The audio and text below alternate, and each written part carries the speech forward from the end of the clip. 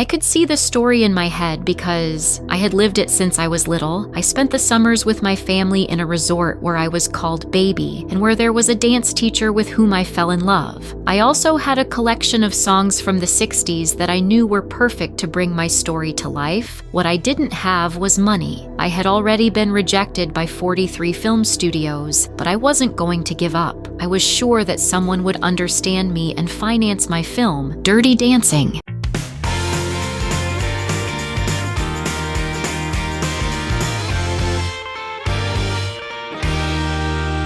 Welcome to Trembol Podcast, the place for music stories that thrill. Hello, my name is Eleanor Bergstein, and I am the creator of Dirty Dancing. I wrote the script, I produced the film with my friend Linda Gottlieb, and more importantly, I incorporated all those songs that I had been listening to all my life, and that I knew were going to make the film unrepeatable. Everyone asks me how I came up with the idea for the story. The truth is that it was very easy for me. The story of Dirty Dancing is my own. Like the protagonist of the film, Baby, my father was a doctor. We lived in Brooklyn, New York, but every summer we went to a resort called Catskills. It was like a villa with a hotel, activities, and a natural environment. What does it sound like? I was a teenager, so I got into quite a bit of trouble those summers. The biggest of all was when I snuck in for a dance instructor much older than me. He wasn't as handsome as Patrick Swayze, but he was getting close. We had an affair that is very similar to Baby and Johnny, you know, the protagonists of Dirty Dancing. I love you, sugar. Even the name Baby is what almost everyone called me until I was 20 years old. But not only that, at night, I went down to the basement of the resort to dance, you know, what is known as Dirty Dancing. That's where the name of the film would come from. With all these wickers, I decided to write a script that reflected that crucial moment of maturity in a woman's life. I also wanted to show openly the challenges that women faced in the 60s and 70s, such as the drama of an unwanted pregnancy. The truth is that although it is a music film, Dirty Dancing is also a feminist film. Together with the other producer, Linda Gottlieb, we began to present the idea to several film studios to raise enough money to shoot the film. It may seem crazy, but as many as 43 of those studios rejected the project. But we didn't give up and pitched it to a video company called Vestron Pictures. It just so happened that the person we met at the company, like me, had spent many summers at the Catskill Vacation Resort. Even though he loved the idea, he only gave us $5 million. They told us we couldn't spend another dollar. You can't imagine the karaams we would have to do to reduce costs in filming and not overdo it. But it didn't matter. We were already on our way. We started looking for the perfect actors to play the dance instructor, Johnny, and the young woman with strong convictions, Baby. For the former, the role was offered to Val Kilmer, but he turned it down. For Baby, both Sarah Jessica Parker and Sharon Stone auditioned. Everything would change when we saw Jennifer Grey. She had that mixture of sweetness and rebellion that we needed. So we already had our baby. Shortly after filming began, we had chosen an actor named Billy Zane. But in the first rehearsals, we saw that he had no chemistry with Jennifer Grey. So we decided to try another young and very attractive actor called Patrick Swayze. The moment his gaze met Jennifer's, we all knew that we had found Baby and Johnny. At first, Patrick had quite a few doubts because he came from a family of dancers, and he himself was, but he didn't want to be pigeonholed in that type of role. We convinced him, although what we didn't know is that Patrick Swayze and Jennifer Grey had previously worked on a film called Red Dawn and had a very tense relationship, something that would only worsen on set. But let's not get ahead of ourselves.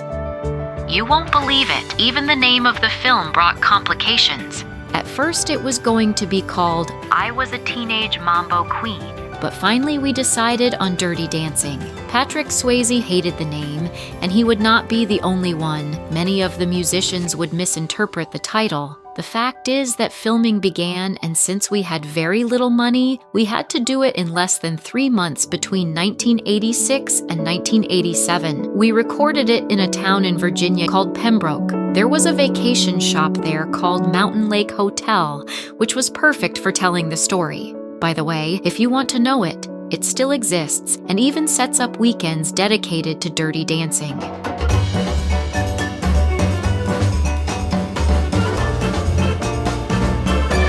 I won't bore you with the details, but everything happened to us during those months, from floods to running out of money to pay for the hotel for all the workers in the film and having to move to a nearby motel. But what was a challenge full of anecdotes is to get the soundtrack of my dreams. It was clear to me that music had to be an essential part of the film. I wanted some of my favorite songs from the 60s to be present, and also hits from the mid-70s, sung by renowned artists such as Bill Medley, Jennifer Warnes, Eric Carmen, or Tom Johnson. In my head, each song was especially linked to a moment in the film, so it was essential to get the rights to the songs so that we could use them. I also wanted new themes for essential moments in the film. It was so complicated to put together that soundtrack that we had to start recording without having the rights to any of the final songs. We prepared the choreographies with songs that we didn't know if they were going to appear in the film, and on some occasions we even rehearsed and recorded with a metronome. You know, a little gadget that only ticks at the speed you set.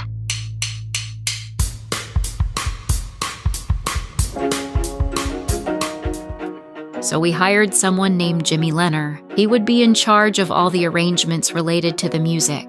It was a real salvation, although you can't imagine what it cost him. Getting every song and recording every scene was quite a story. Do you want me to tell you about it? Yes! Here I go. If you remember, the film starts with the opening credits with some images of sensual dance in black and white. The background song is the female trio, the Ronettes' mega hit, Be My Baby. This song is considered one of the best songs of the 60s and reached #1 on the Billboard Hot 100 chart.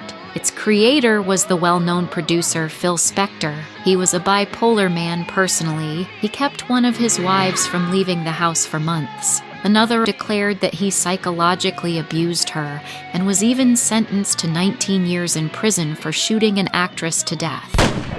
But musically, he was a genius, responsible for songs such as Let It Be and Imagine by the Beatles, and creator of a musical production formula that was used almost for the first time in Be My Baby, the so-called wall of sound. It was a dense, reverberated sound, with many instrumental layers sounding in unison, as if simulating an orchestra. Let's see if you notice it.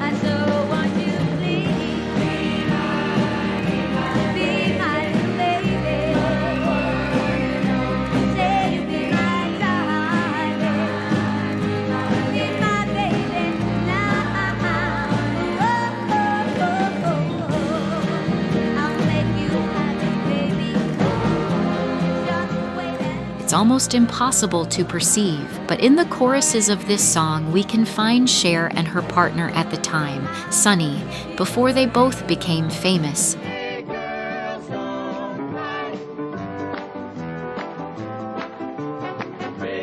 After the credits, Baby and her family drive to Kellerman, the vacation spot where they will spend the summer, while the famous Big Girls Don't Cry by the American group Four Seasons plays. The entire song is sung in falsetto, something in which its lead singer, Frankie Valli, was a specialist, another #1 in the 60s, whose license for use cost a lot to get.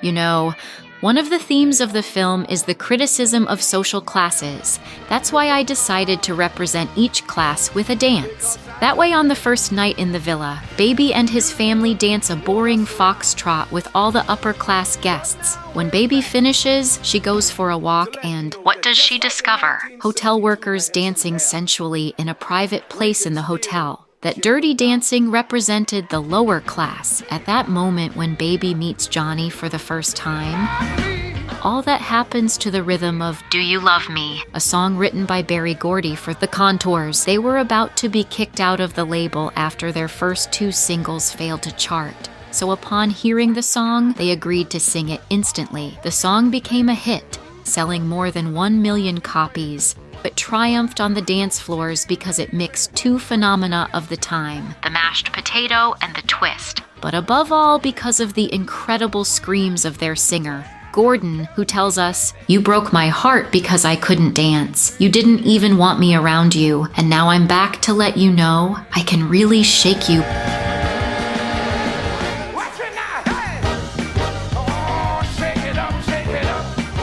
By the way, it is at that moment in the private area of the hotel where Johnny and Baby dance together for the first time. Do you know what song is playing? The wonderful author of My Girl, Otis Redding, with his song Love Man.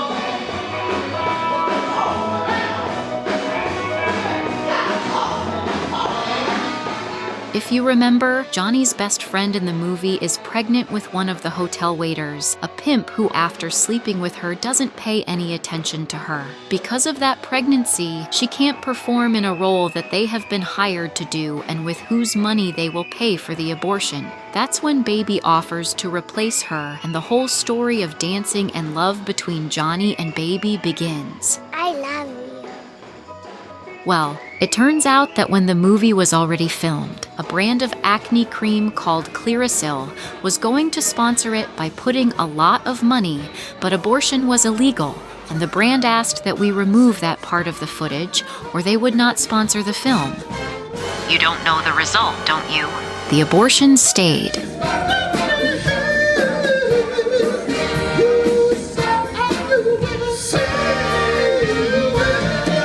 That moment when Baby proposes to replace Johnny's friend happens while the song Stay Stay, a doo-wop style song, is playing. It is a vocal style of music born from the union of the rhythm and blues and gospel genres. It was developed in African American communities in the United States and is characterized by a cappella vocals and melodies in which a lead vocalist is accompanied by the choruses and phrases of the rest of the group. It was written by Morris Williams when he was 15 years old. He had tried to convince his date not to go home at 10, but he didn't succeed. That moment inspired the song that was first recorded in 1960 by Williams with his group, the Zodiacs. Stay is the shortest single to reach the top of the US charts. Do you know how long it lasts? 1 minute and 36 seconds. That didn't stop it from selling 8 million copies.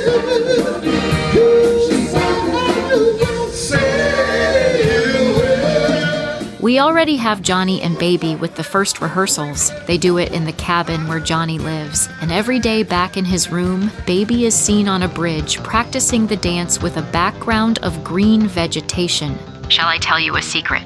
The movie is set in summer, but date issues we shot in autumn, so all the leaves were brown. We had to spray them green to make it look like summer. By the way, the surfer rock song that plays in that part is Wipe Out, by a group from the 60s called the Surferys. Wipe Out is a type of fall from a surfboard, one that is especially painful. Nothing to do with how much fun Baby is starting to have dancing.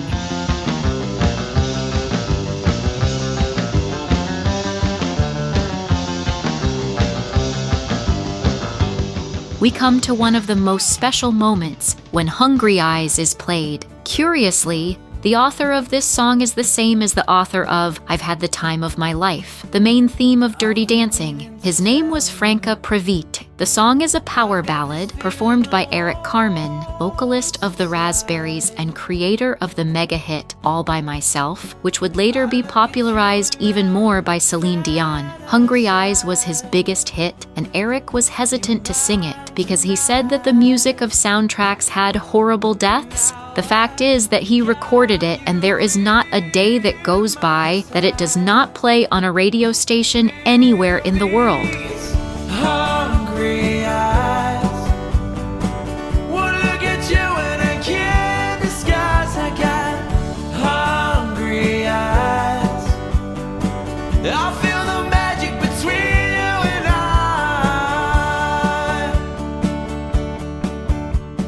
It's impossible to forget this song playing while Johnny tickles Baby by brushing her with his arm while teaching her to dance. You can't imagine what happened with that scene. We had to repeat it 1,000 times because Jennifer Grey, the actress who plays Baby, was really tickled. That drove Patrick Swayze crazy, and he got very angry, saying that he couldn't stand it anymore. I told you before that they didn't get along very well, but luckily, everything calmed down and we were able to continue shooting the film. Babe is overwhelmed because she can't get the dance to work, so Johnny comes up with the idea of taking her to nature, breaking the window of her car because she can't find the keys. Everything happens while a song called Overload plays. The author, Alfredo Peter Zappacosta, is a Canadian musician of Italian origin who, when asked to compose a song for Dirty Dancing, did not even know what the film was about. Still, he accepted the assignment and wrote Overload. Although the song is not heard for more than 1 or 2 minutes in the film, its simplicity and rock and roll air conquered the audience. Filming in the forest seemed like a good idea, but it was going to bring serious problems. If you remember, Johnny climbs on a log to teach Baby balance. That scene is real. We used a log, which was more than 3 meters off the ground, with a rocky stream in the background. Patrick insisted on doing all his scenes, with the bad luck that in one of the shots on the trunk, he suffered a fall injuring his knee even more. And I say even more, because in college he had suffered a blow that left his knee very touched. So much so that she had to retire from athletics and almost dance to focus on acting. Due to the coup, we had to postpone the recording for a few days. Of course, the final scene was beautiful, and even more so with the song that accompanies it, Hey Baby, written by Margaret Cobb and Bruce Channel, and recorded by Channel in 1961. It reached #1 on the Billboard Hot 100, where it stayed for 3 weeks. The song features a legendary harmonica riff and has that 60s sound that pushes you onto the dance floor.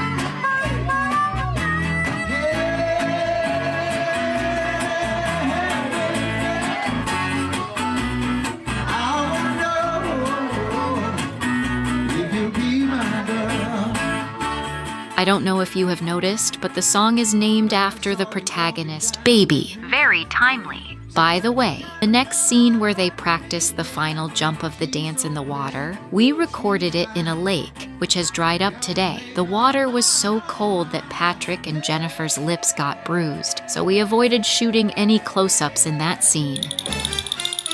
The fact is that the dance scene arrives and Baby does relatively well, dancing a famous salsa by Michael Lloyd and LaDisc called De todo un poco. And to celebrate, they sleep together in Patrick Swayze's cabin while the paradigm of Southern soul ballads, Cry to Me, plays. Don't you feel like crying? An ode to loneliness and desire, and one of the first songs to unify country, gospel, and R&B into a single track. It was recorded by soul artist Solomon Burke in 1961, but it appears to have been made for that first Johnny and Baby time. Since not everything can be perfect, Johnny's friend gets sick and Baby has to ask her father, who is a doctor, like mine was, for help. He performs an abortion and leaves the cottage thinking wrongly that the child belongs to Johnny. I will tell you 2 gossips about this scene. The first is that the actress who played Johnny's friend, Cynthia Rhodes, was very beautiful, so that she did not take the limelight away from Jennifer Grey. We made her up to worsen her appearance with the excuse of abortion. And the second is that I, Eleanor Bergstein, appear for a second in the film. It's just when Baby goes to look for Johnny after seeing Penny crying in the kitchen when she feels sick. I show up in a white dress waltzing with Johnny. The fact is that after all this, when Baby goes the next day to visit her, in the cabin next door they are listening to the incredible song, Where Are You Tonight? This song was purposely composed for Dirty Dancing by Charles Thomas Johnston, the American guitarist and vocalist best known for his rock group, the Doobie Brothers, with whom he has played for 50 years. Johnston, who was taking a break from his group for a while, was asked by a friend to record a song for the soundtrack of a new movie called Dirty Dancing. He said, "Why not?" Like many other authors of Dirty Dancing's music, Johnston was greatly surprised when the album became a sensation. He joked that the girls loved that movie and he got a new BMW because of it. The relationship continues in secret, unbeknownst to Baby's parents. In each meeting of the couple, which almost always ends in bed, "Will You Love Me Tomorrow" is played. Another song from the 60s performed in this case by the Shirelles, who became the first female group of African-American artists to reach #1 on the Billboard. But will you love me tomorrow? Shall I tell you another anecdote? It turns out that the scene where Patrick Swayze and Jennifer Grey are playing and having fun in the rehearsal room, yes, the one where Baby is on her knees and starts playing. Sylvia, Yes, Mickey. how do you call your lover boy? Come here, lover boy. And if he doesn't answer? Oh, lover boy. And if he still doesn't answer? I simply say, bye, bye.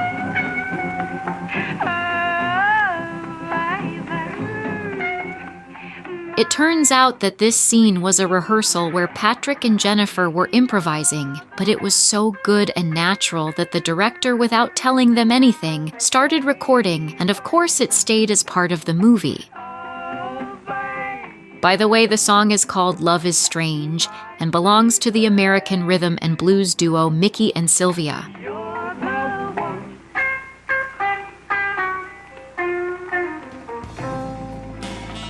Another of the songs that I like the most sound when Johnny beats up the waiter who got his friend pregnant is You Don't Own Me, a 1963 song by a singer who was only 17 years old at the time, Leslie Gore. Leslie tells her partner that she does not own her, that she should not tell her what to do or what to say, and that she should not put her in evidence. The song's lyrics became an inspiration to younger women and are sometimes cited as a trigger for the second wave of the feminist movement in the United States. On the soundtrack of Dirty Dancing, the song is not sung by Leslie, but by a British band called the Blow Monkeys for rights reasons.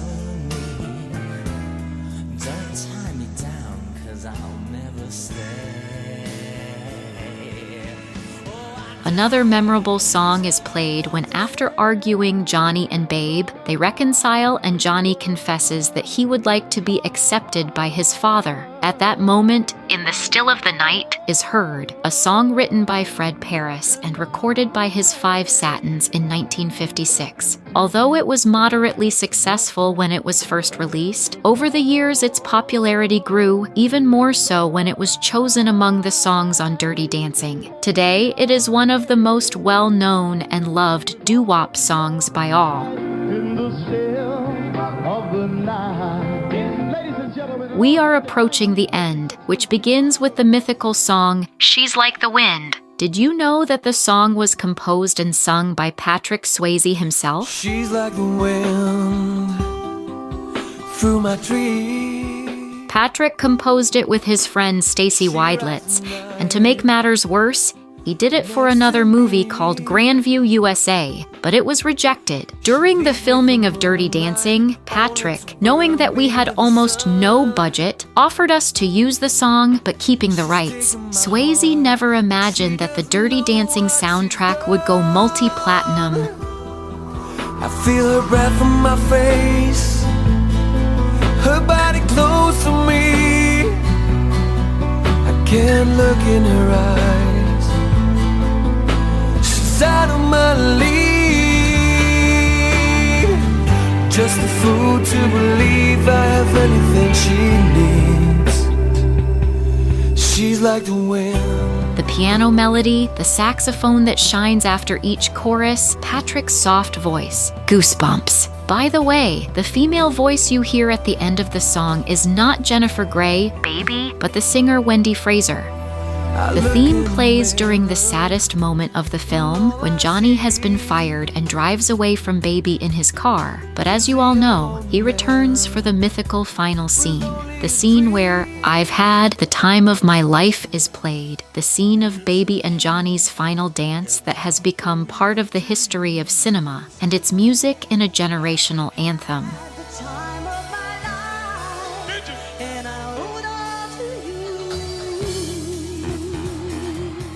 You wouldn't believe it, but we had 150 candidate songs to be the final song, and you know which one we chose? The last one we heard, the 150th. The lyrics were written by Franca Previte, and the music by John DeNicola and Don Markovitz. Franca was not very convinced to make a song for a film whose title sounded pornographic to him.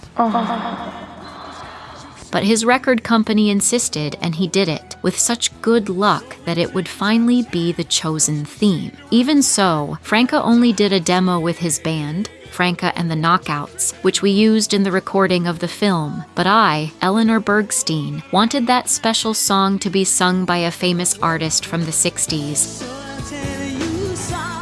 I wanted it to be sung by Donna Summer and Joe Esposito, but they both turned it down. Then came Bill Medley of the Righteous Brothers and Jennifer Warnes, who were also about not to do it because they thought it was a porn movie. But we finally convinced them, and their version was published on the official soundtrack of Dirty Dancing in 1987, winning a Grammy, a Golden Globe, and even the Oscar for Best Original Song. As far as the dance is concerned, we filmed the dance scene in 3 marathon days, with Patrick Swayze suffering from severe knee pain due to his knee injury. The final jump was repeated 14 times, but the result was worth it, right? Yes! That way, with an acrobatic dance jump and a kiss between Johnny and Baby, the film ends. The time of my life. No, I never felt this way before.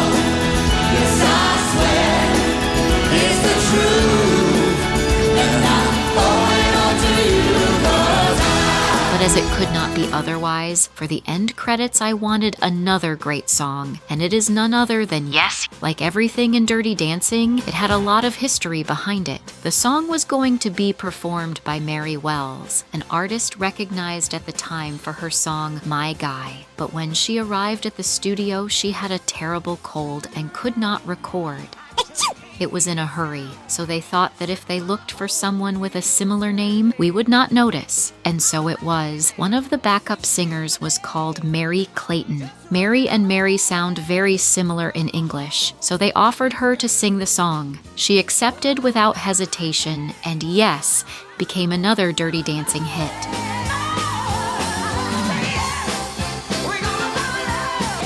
We released the film in August 1987, becoming the highest-grossing independent film up to that time, with more than 200 million grosses. The VHS tape was the first in history to sell 1 million copies, and that cost almost 80 euros. And even today, there is hardly a month when it is not broadcast on television, and millions of people watch it and are moved.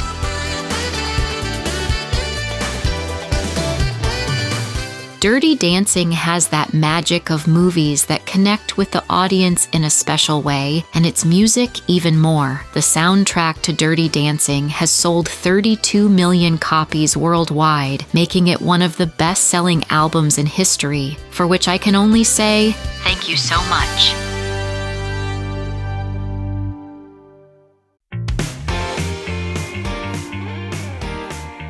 We hope you liked the video a lot. You know, sharing is living. Thank you very much, Trembles. We love you.